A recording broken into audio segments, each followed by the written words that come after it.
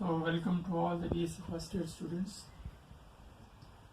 As per my concern, that is paper first botany.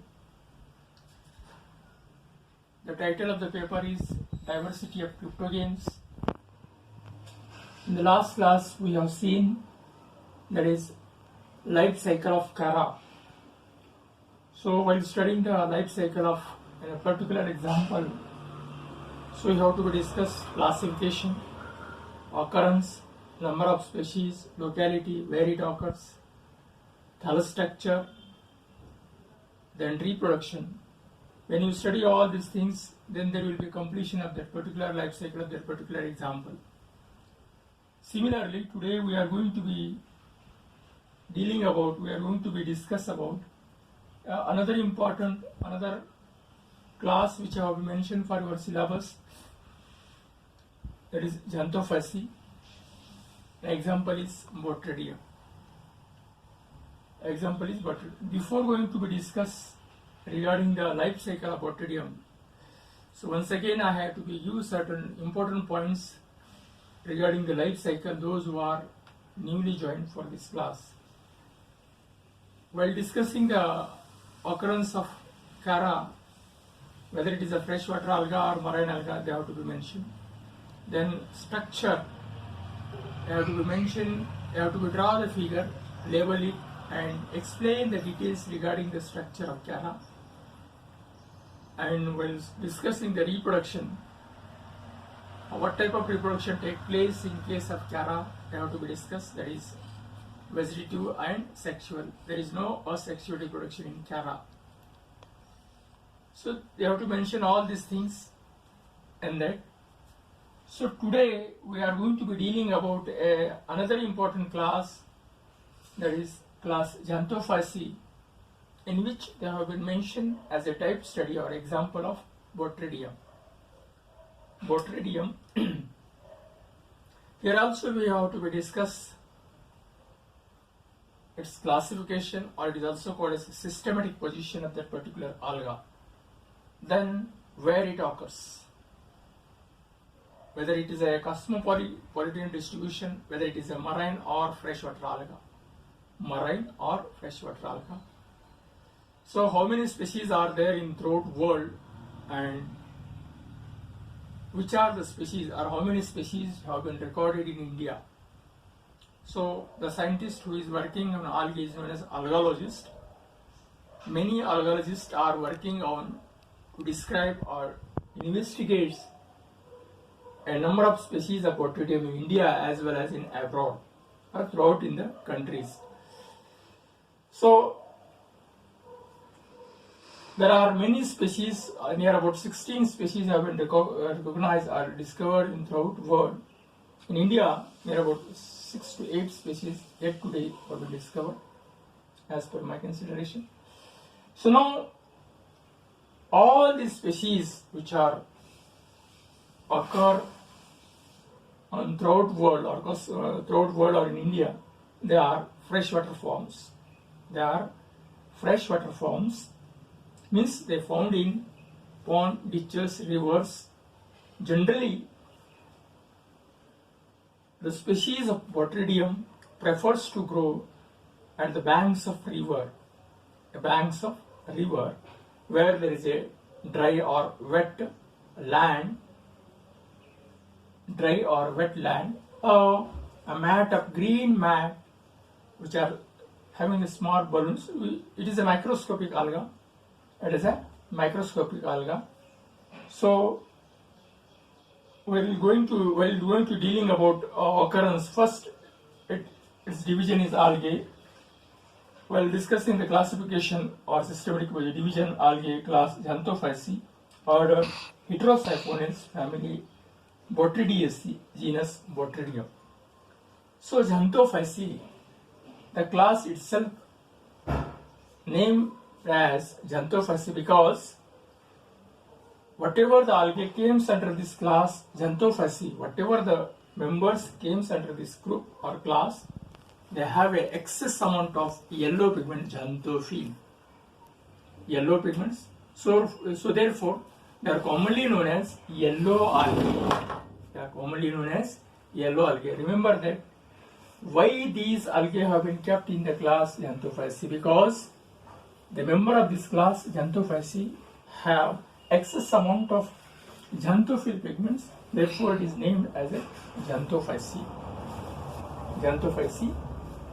So here one more things you are observing that heterosiphonales. Heterosiphonales means siphonous body means the body which is without any septa, means the body which will not be differentiated in number of cells, which will not be differentiated into number of cells or without septa. There is no, therefore it is known as siphonous body. Siphonous body, siphonous body. So majority of the member of the class Xanthophyceae are siphonous, heterosiphonous in nature, cenocytic.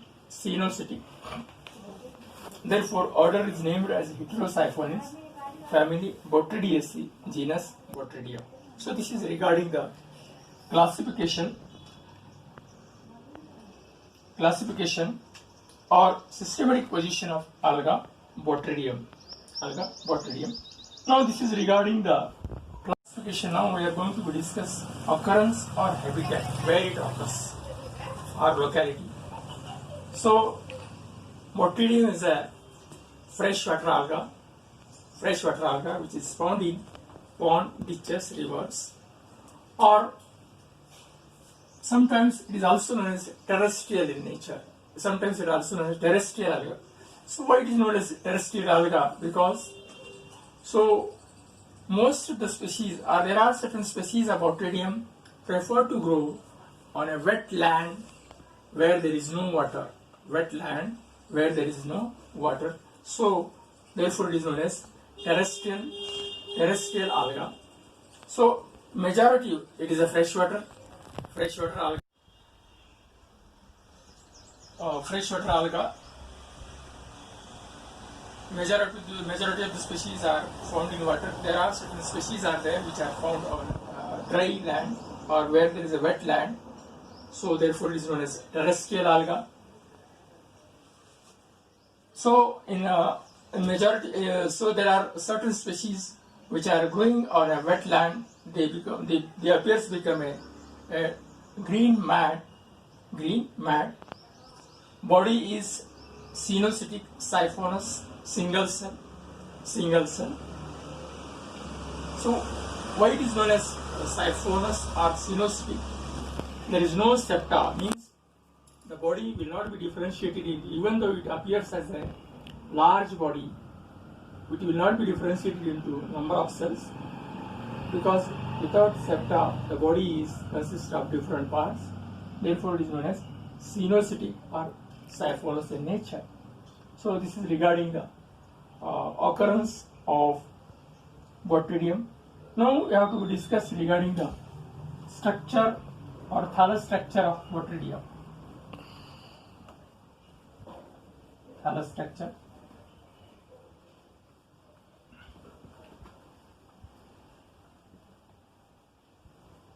First of all, you have to draw the figure of Botrydeium.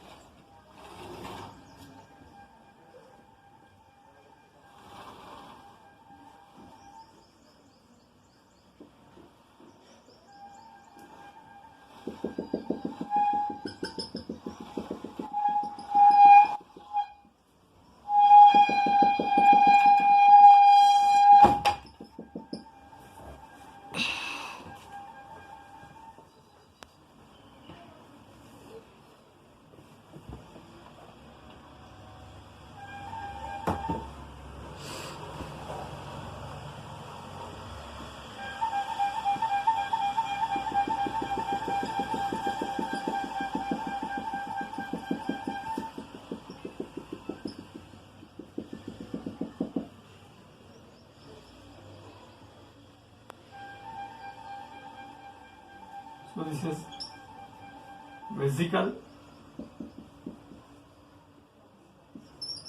rhizoids, this is vacuole,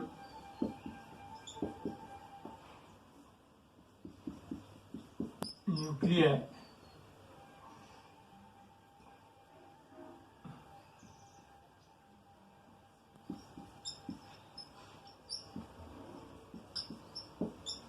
chromatophores.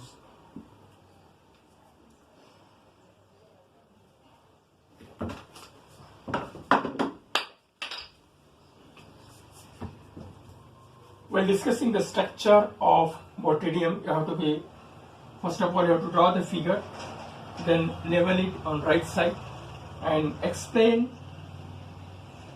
each and every part of the plant body of alga. So here, while observing the body structure of Botredium, it is a single cell, microscopic, unicellular,